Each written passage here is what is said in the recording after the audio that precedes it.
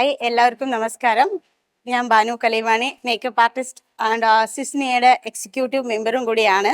ഞാൻ ഇന്ന് ചെന്നൈയിലാണ് വന്നിരിക്കുന്നത്. ഇന്ന് എന്താണെന്ന് വെച്ചാൽ നമ്മുടെ സിസ്മിയയുടെ സ്റ്റാർ നൈറ്റ് ആണ്. സിസ്മിയ എന്ന് വെച്ചാൽ south Indian social media influencers association ആണ്.